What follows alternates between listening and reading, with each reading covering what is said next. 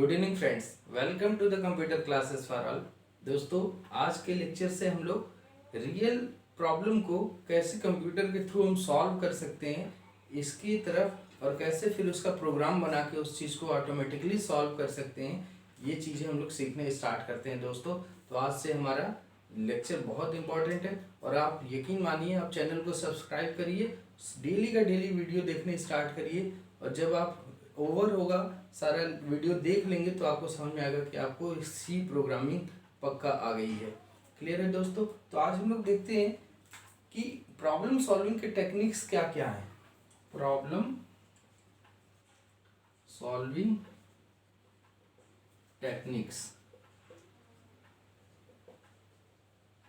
बात करें कि प्रॉब्लम होती क्या है, तो प्रॉब्लम का मतलब कोई भी एक टास्क जिसको आपको अपने कंप्यूटर से कराना है, वो आपके लिए एज ए प्रोग्रामर एक प्रॉब्लम है ना। यूजर ने आपको कुछ रिक्वायरमेंट बताई कि ये चीज़ आपका सॉफ्टवेयर करे, तो आपके लिए वो एक प्रॉब्लम है। उसको सॉल्व कैसे कर सकते हैं आप? इसके लिए प्रॉब्लम को सॉल्व करने के लिए आप सबसे पहले तो प्रॉब्लम को देखिए, जो सॉफ्टवेयर रियल में एक्सिस्ट तो करता नहीं है, सब वर्चुअल है। तो प्रॉब्लम जो यूजर बताता है वो बहुत एम्बिगुअस हो सकता है। तो आप प्रॉब्लम को प्रॉपर समझना सबसे इम्पॉर्टेंट है कि आप एक्चुअल प्रिसाइजली करेक्टली आप उस प्रॉब्लम को यदि समझ गए, तो सबसे पहला टास्क प्रॉब्लम सॉल्व करने के लिए है आपको कि आप प्रॉब्लम स्टेटमेंट को प्रॉपर स्पेसिफाई करें। Specify problem statement. आपने प्रॉब्लम को समझ के यदि उसका स्टेटमेंट प्रॉपर लिख दिया दोस्तों, उसके बाद हम एज ए प्रोग्रामर उस प्रॉब्लम को एनालाइज करेंगे और हम लोग देखेंगे कि क्या क्या सोल्यूशन अप्रोचेज अवेलेबल हैं। उस प्रॉब्लम को सॉल्व करने के बहुत सारे तरीके हो सकते हैं, है ना। जैसे 2 नंबर को स्वैप ही करना है दोस्तों, तो स्वैप करने का ये हमारा लॉजिक कुछ और हो सकता है, दूसरे प्रोग्रामर का कुछ और, तीसरे प्रोग्रामर का कुछ और, सबका अलग अलग तरीका हो सकता है। तो एक ही टास्क को करने का, एक ही प्रॉब्लम को सॉल्व करने के बहुत सारे अप्रोच हो सकते हैं। तो उन सारे अप्रोचेज को, एक या एक से ज़्यादा जो प्रॉब्लम के सोल्यूशन अप्रोचेज हैं उनको मेंशन करिए। मीन्स सेकंड जो अप्रोच आपका रहेगा, list the one list one और मोर solution approaches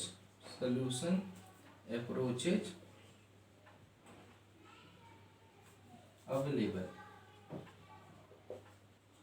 जो उस प्रॉब्लम को सॉल्व करने के क्या क्या अप्रोचेज है उनको पहले लिस्ट आउट करिए, और लिस्ट आउट करने के बाद हम ये देखते हैं कि क्या क्या उन अप्रोचेज में से क्या क्या चीज़ें हम लोग को एजम्पशंस हैं। What are the assumptions involve.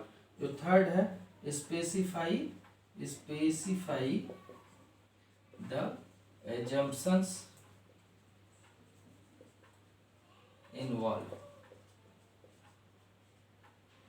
अब सोल्यूशन अप्रोचेज बहुत है, किस सोल्यूशन अप्रोचेज में क्या क्या एजम्पशंस हैं उनको हम लोग स्पेसिफाई कर लेते हैं। उसके बाद एनालाइज करके दोस्तों किसी एक प्रॉब्लम अप्रोच को हम लोग हम क्या करेंगे नेक्स्ट कि select any one approach and solve the problem.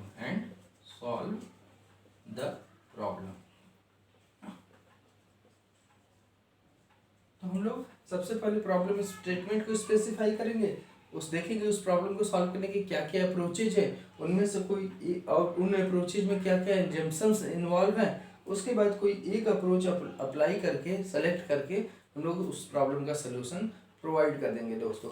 तो ये तो हमारे स्टेप्स होते हैं। लेकिन अब जब आपने सेलेक्ट कर लिया कोई अप्रोच, अब उस प्रॉब्लम को सॉल्व कैसे करेंगे, है ना। आपने एक अप्रोच सेलेक्ट कर लिया, अब उस अप्रोच पे उस प्रॉब्लम को सॉल्व कैसे करना है। तो उस प्रॉब्लम को सॉल्व करने के लिए दोस्तों आपको अल्टीमेटली करना तो प्रोग्राम है, बनाना तो एक प्रोग्राम इंस्ट्रक्शन है जिसके थ्रू आप उस प्रॉब्लम को सॉल्व कर लें। लेकिन उससे एक्चुअल कोड लिखने से पहले हम लोग उस प्रॉब्लम को प्रॉपरली एनालाइज करके हम उसका सलूशन प्रोवाइड कर देते हैं। और उस सलूशन को प्रोवाइड करने के 3 टेक्निक है दोस्तों। सबसे पहला है एल्गोरिथम, प्रॉब्लम सॉल्विंग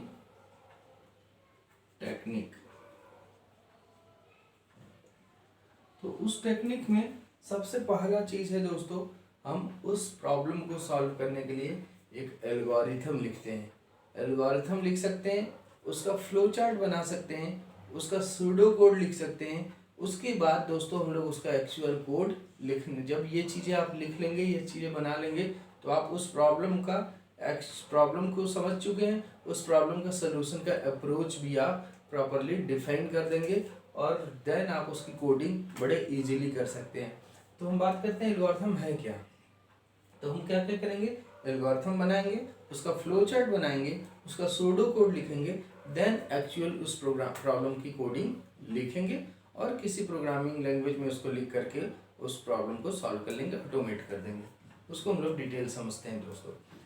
अब एक सबसे पहले हम लिखते हैं एल्गोरिथम। तो एल्गोरिथम क्या है, किसी भी प्रॉब्लम को सॉल्व करने का step by step procedure to solve any problem is called algorithm. Algorithm is the step by step procedure to solve any problem. मान लीजिए आपको 2 नंबर को ऐड करना है, तो आप इस प्रॉब्लम को कैसे सॉल्व करेंगे। यूजर से पहले 2 नंबर इनपुट कराएंगे, ठीक है। नंबर इनपुट कराने के बाद अगला स्टेप आप क्या करेंगे कि दोनों नंबर को ऐड करके एक तीसरे वेरिएबल में किसी रख लेंगे और अगला उस वेरिएबल को डिस्प्ले कर देंगे, है ना। तो वेरिएबल में रिजल्ट आ जाए तो सम आपको डिस्प्ले हो जाएगा। तो उसी तरीके से मान लो आपको चाय बनानी है दोस्तों, चाय बनाने का एल्गोरिथम लिखना है, तो आप उसका एक स्टेप बाय स्टेप बताओगे कि सबसे पहले हमने एक पैन में मिल्क ले लिया, उसमें शुगर और सारी चीज़ें टी लीव्स सारी मिक्स कर दी। उसके बाद गैस ऑन किया, अगला स्टेप उस पर रखा उसे, फिर 5 मिनट के लिए उसे बॉयल होने दिया, फिर फिल्टर किया एंड नेक्स्ट सर्व कर दिया। मीन्स आपने एक एक स्टेप बताया, ये करेंगे उसके बाद ये करेंगे, उसके बाद ये करेंगे, उसके बाद ये करेंगे। तो step by step procedure to solve any problem is algorithm. Clear है दोस्तों। अब कोई भी एल्गोरिथम यदि आप लिखते हैं तो आप एल्गोरिथम मेंशन कर देते हैं, इसका मतलब किसी प्रॉब्लम को सॉल्व करने का आपने एक क्या बता दिया, स्टेप्स बता दिया। अब जब हम एल्गोरिथम लिखते हैं दोस्तों, तो एल्गोरिथम डिफरेंट प्रोग्रामर का डिफरेंट हो सकता है ना। तो अब उस एल्गोरिथम की हम लोग आगे चल के कम्प्लेक्सिटी निकालते हैं कि कौन सा एल्गोरिथम जो एल्गोरिथम एफिशिएंट होता है, कम कॉम्प्लेक्स होता है, उस अप्रोच को हम फॉलो करके प्रॉब्लम को सॉल्व कर देते हैं। तो अब एल्गोरिथम समझ में आ गया कि step by step procedure to solve any problem is called algorithm. अब ये एल्गोरिथम जो है दोस्तों, इसका एक कैरेक्टरिस्टिक्स, एल्गोरिथम क्या है, step by step procedure to solve a problem. ठीक है दोस्तों, आपने ये लिख लिया। इसके बाद एक एल्गोरिथम जब हम लिखते हैं दोस्तों, तो हमें सर्टेन कैरेक्टरिस्टिक्स को फॉलो करना चाहिए। This algorithm contain certain characteristics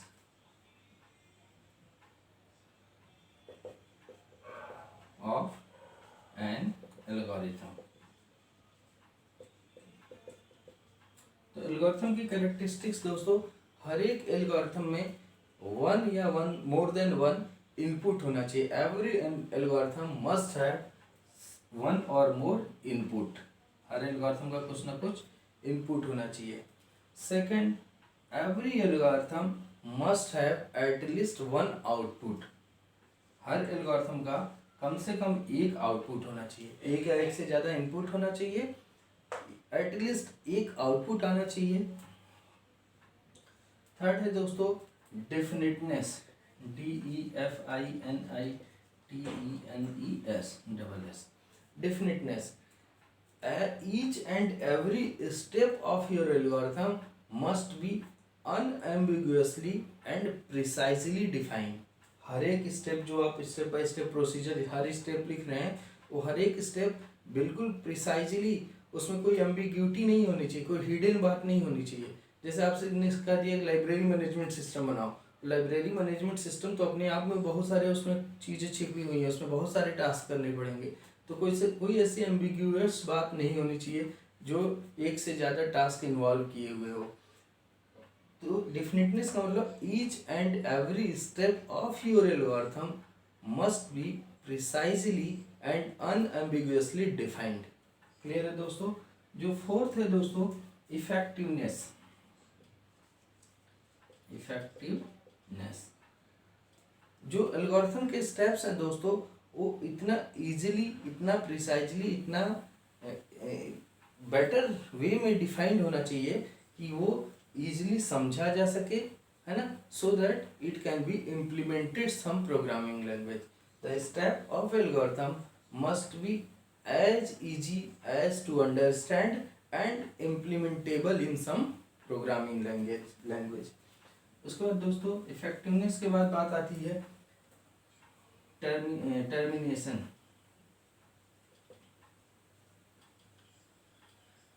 हर एक एल्गोरिथम का हर एक स्टेप मीन्स पूरा एल्गोरिथम कभी न कभी जाके टर्मिनेट होना चाहिए। आपका एल्गोरिथम किसी न किसी टाइम जाके टर्मिनेट होना चाहिए। ऐसा नहीं होना चाहिए कि वो इनफाइनाइट लूप में जाके फंस गया है। ऐसे ही दोस्तों होता है फाइनाइटनेस।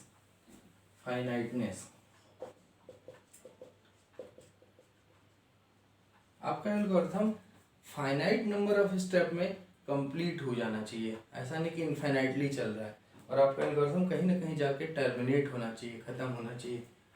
नेक्स्ट होता है दोस्तों करेक्टनेस।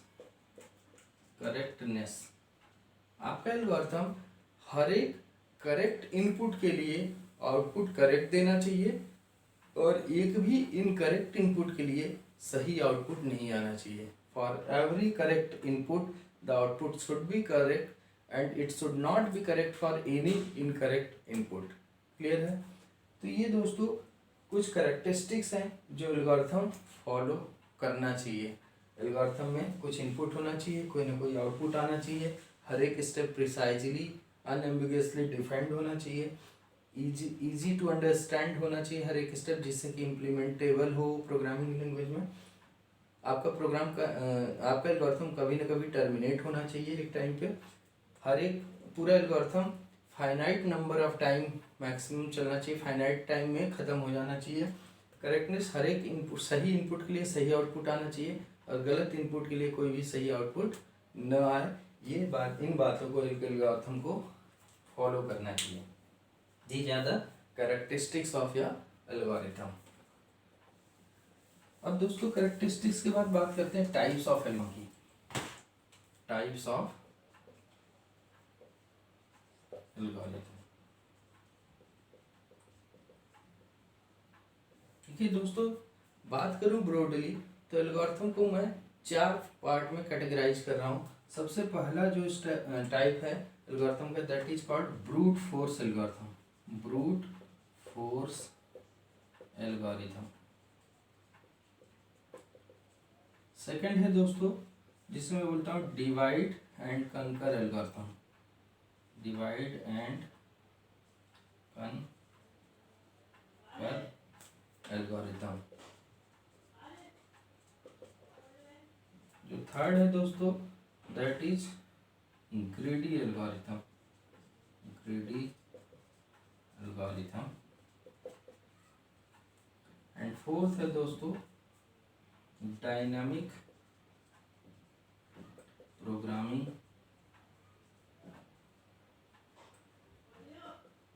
एल्गोरिथम। देखिए दोस्तों, ब्रूट फोर्स एल्गोरिथम का मतलब एक ऐसा एल्गोरिथम जिसमें number of solution approaches available जो हों, उन यूजर, एक प्रोग्रामर है, एक प्रोग्रामर अवेलेबल सॉल्यूशन अप्रोचेज में से किसी भी एक सॉल्यूशन अप्रोच को बिना सोचे समझे कि वो एडवांटेजियस है, कि वो उसमें क्या बेनिफिट है, क्या उसके ड्रॉबैक्स हैं, ये सब सोचे बिना जो सॉल्यूशन अप्रोचेज हैं उनमें से किसी भी एक सॉल्यूशन अप्रोच को उठा करके और उसने स्टार्ट कर दिया, उसी अप्रोच से सॉल्व कर दिया। तो ये न्यू यूजर के लिए, जो नए यूजर होते हैं, वो ब्रूट फोर्स एल्गोरिथम उन पे एप्लीकेबल होता है कि आपने किसी प्रॉब्लम को सॉल्व करने के बहुत सारे अप्रोच है, कोई सा भी एक अप्रोच उठाया और उससे प्रॉब्लम सॉल्व कर दिया। अब वो अच्छा है, बुरा है, कैसा है, उससे कोई मतलब नहीं है उसे। सेकंड, डिवाइड एंड कंकर एल्गोरिथम क्या करता है कि एक बिगर प्रॉब्लम को स्मॉलर सब प्रॉब्लम्स में डिवाइड करता है एंड देन उन सब प्रॉब्लम्स पे सोल्यूशन अप्रोच को अप्लाई करता है। तो बिगर प्रॉब्लम स्मॉलर प्रॉब्लम में सॉल्व किए जाते हैं, फिर स्मॉलर प्रॉब्लम में ब्रेक किए जाते हैं, लास्टली जाकर के हम स्मॉलेस्ट प्रॉब्लम पे सोल्यूशन अप्रोच को अप्लाई करते हैं, देन उनको कंबाइन करके हम फाइनली सोल्यूशन प्रोवाइड कर देते हैं।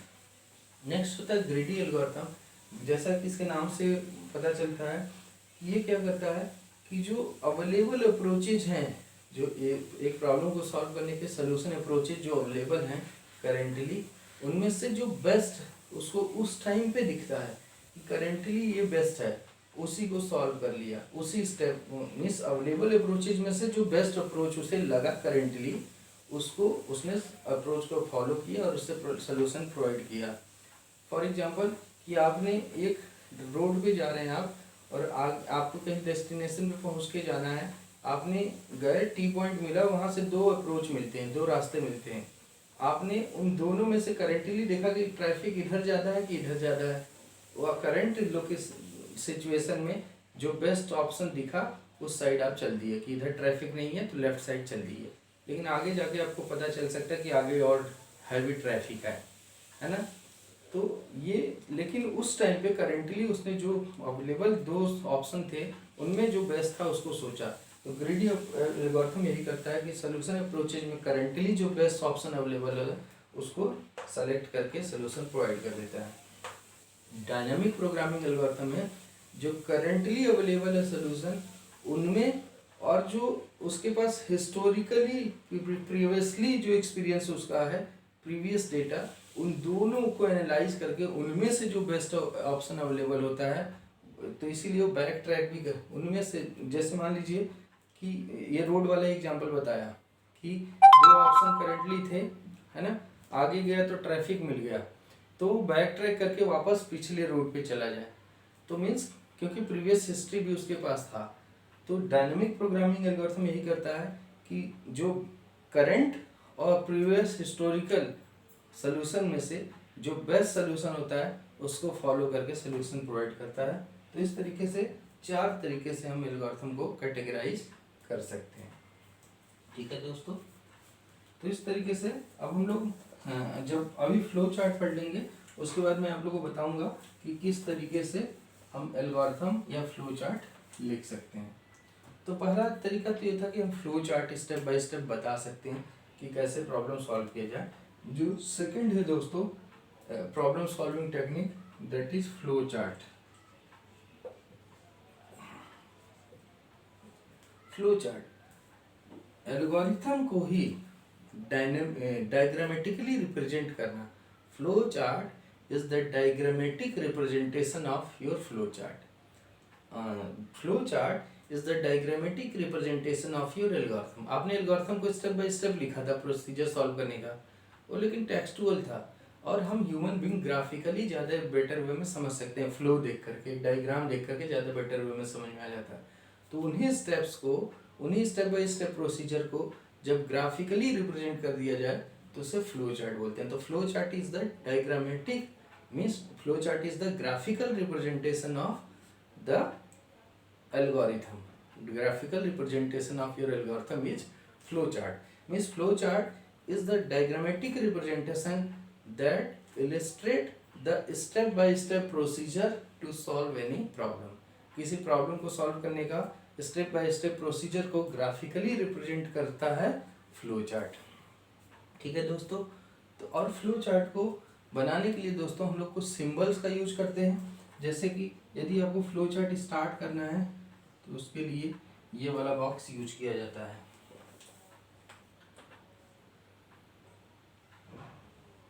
इसे हम लोग बोलते हैं स्टार्ट या स्टॉप, स्टॉप दोनों के लिए स्टार्ट स्टॉप बॉक्स। ठीक है दोस्तों, जो सेकंड है, यदि आपको कोई इनपुट लेना है या आउटपुट देना है तो उसके लिए ये वाला बॉक्स यूज किया जाता है।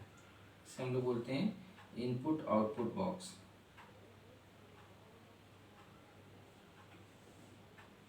ये क्या है दोस्तों, इनपुट लेना हो तब या आउटपुट देना हो तब, तो इनपुट आउटपुट बॉक्स ही है। यदि आपको प्रोसेसिंग करनी है या कोई कंप्यूटेशन करके दिखाना है तो उसके लिए ये बॉक्स यूज किया जाता है दोस्तों। इसे हम लोग बोलते हैं, ये रेक्टेंगुलर शेप में है, इसे हम लोग बोलते हैं प्रोसेसिंग बॉक्स। इसे प्रोसेसिंग या कंप्यूटेशन बॉक्स भी बोलते हैं। ठीक है, यदि कोई कंप्यूटेशन दिखाना है, कोई प्रोसेसिंग दिखानी, तो इस बॉक्स में हम लोग उसको करते हैं। इसके बाद दोस्तों यदि हमें डिसीजन लेना हो कहीं, तो उसके लिए डायमंड बॉक्स का यूज किया जाता है। ठीक है, इसमें ट्रू या फॉल्स दो कंट्रोल दो तरफ फ्लो कर सकता है, चाहे ट्रू के साइड या फॉल्स के साइड। क्लियर है ना? यहाँ से इनपुट आ रहा है इसमें, ठीक है, उसके बेसिस पे यहाँ डिसीजन लेते हैं। डिसीजन या तो ट्रू होगा तो इधर जाएंगे, फॉल्स होगा तो इधर जाएंगे। इसे बोलते हैं डिसीजन बॉक्स। डिसीजन बॉक्स, ठीक है दोस्तों।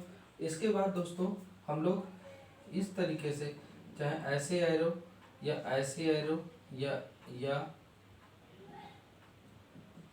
ऐसे एरो, ये एरो ऐसे जो फ्लो करते हैं, इसे हम लोग बोलते हैं फ्लो लाइंस। इसे क्या बोलते हैं? Flow lines. ठीक है दोस्तों।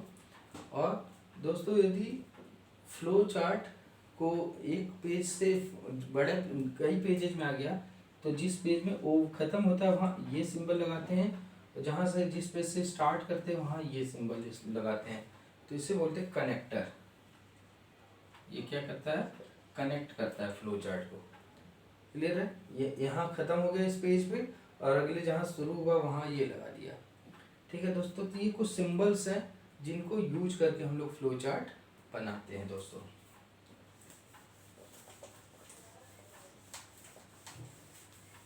अब फ्लो चार्ट का बेनिफिट क्या है? Benefits of flow chart. और दूसरा हम लोग डिस्कस करेंगे drawbacks of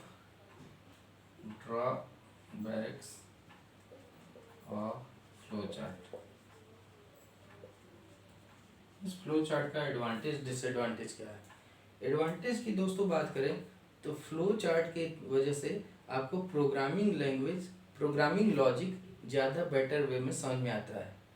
better understandability of your programming logic due to flow chart, क्योंकि हम ग्राफिकल के साथ ज़्यादा कंफर्टेबल होते हैं, तो आपके प्रोग्राम का लॉजिक बेटर वे में फ्लो चार्ट से समझ में आता है। पहला advantage, better understandability of your programming logic.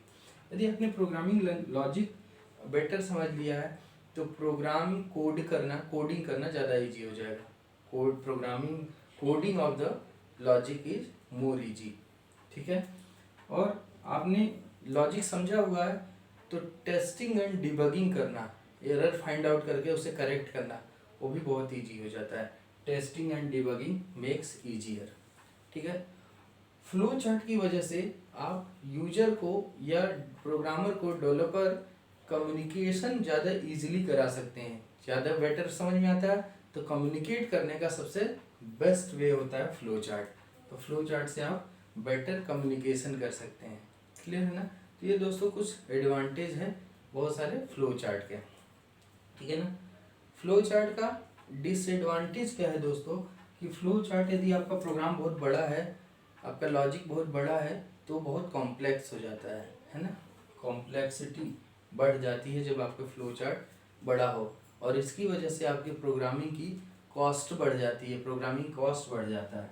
ठीक है, और प्रोग्रामिंग कॉस्ट बढ़ गया, आपका साइज प्रोग्राम का बड़ा है, तो उसका फ्लो चार्ट बहुत बिगर हो जाएगा और बहुत कॉम्प्लेक्स हो जाता है ना? इस वजह से आपके प्रोग्राम की कॉस्ट बढ़ जाती है।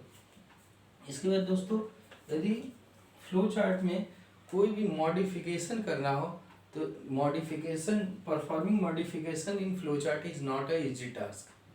ठीक है, और कस्टमर कोई चेंजेस कर देता है बाद में, तो उस चेंजेस को फ्लो चार्ट में इफेक्ट में लाना ये भी इजीली नहीं किया जा सकता। पूरा फ्लो चार्ट आपको फिर से बनाना पड़ेगा, रीवर्क भी बहुत ज़्यादा हो जाएगा। क्लियर है? तो ये कुछ फ्लो चार्ट के डिसएडवांटेजेस हैं दोस्तों।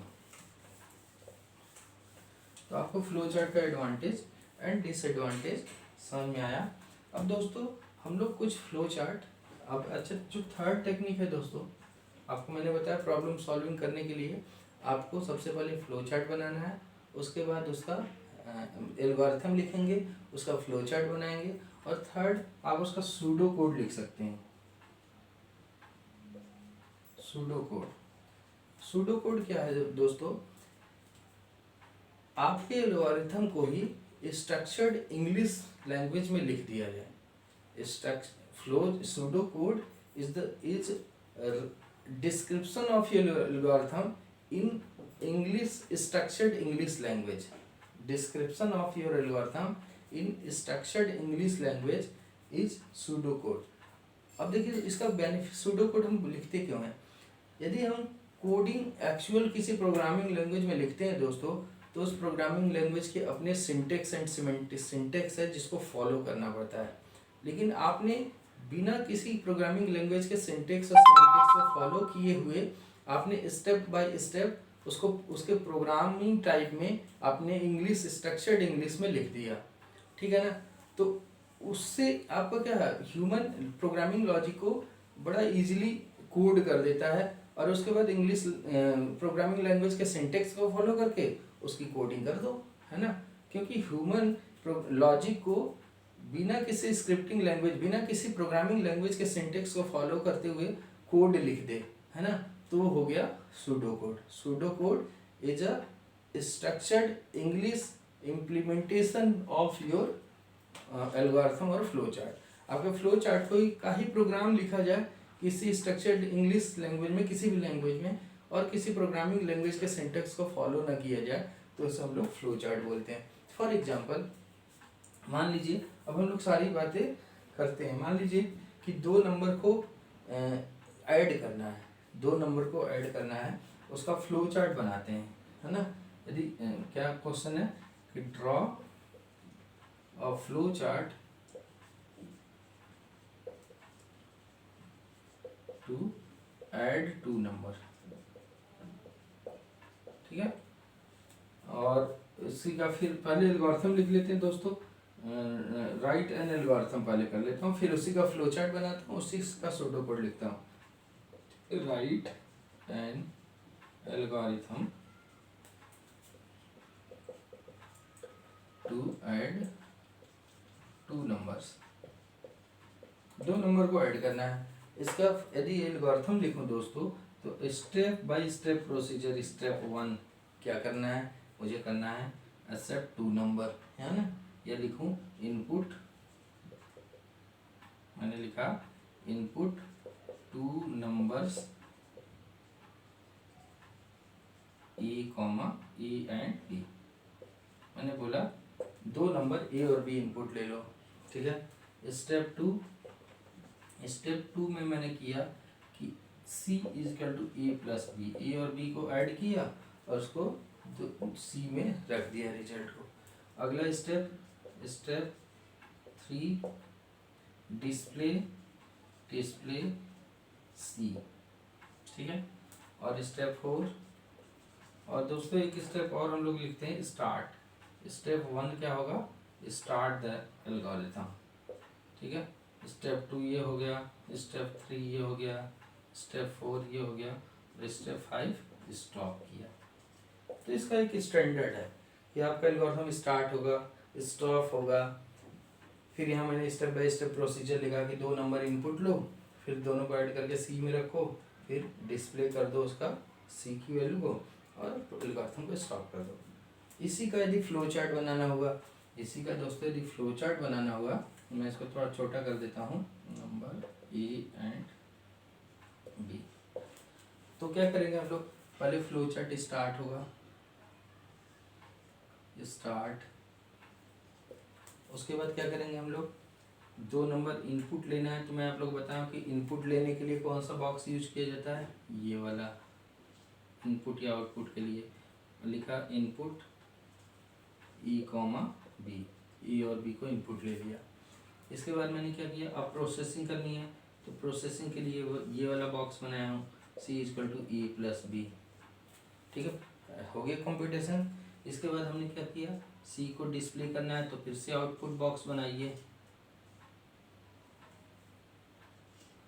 लिखा डिस्प्ले C, है ना। और फाइनली क्या किया, स्टॉप कर दिया। स्टॉप के लिए भी ये वाला बॉक्स। तो एक प्रॉब्लम थी कि दो नंबर को ऐड करना है और उसका रिजल्ट दिखाना है।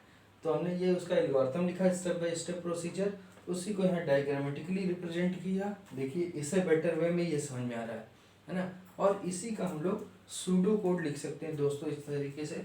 मैं इसको रब करता हूँ या यहाँ लिख देता हूँ सूडो कोड इसका इस जगह पे।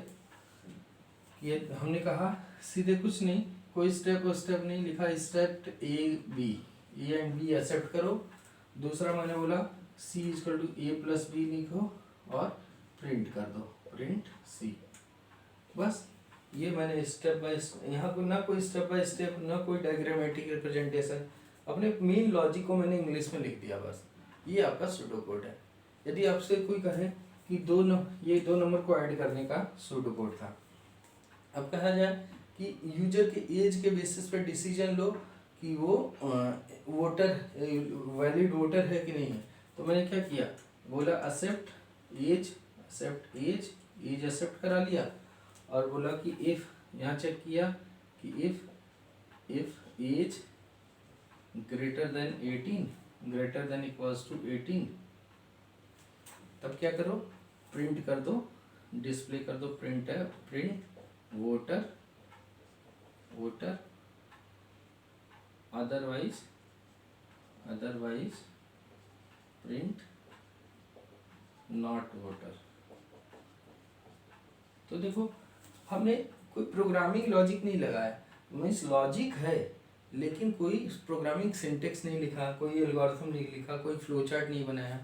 तो स्टेप बाय स्टेप प्रोसीजर को ऐसे लिखना एल्गोरिथम है, उसको डायग्रामेटिकली रिप्रेजेंट करना उन सिंबल्स को यूज करते हुए जो मैंने अभी आप लोगों को सिखाया। ये फ्लो चार्ट है और उसको ऐसे स्ट्रक्चर्ड इंग्लिश में लिख देना, उसे हम लोग सूडो कोड बोलते हैं।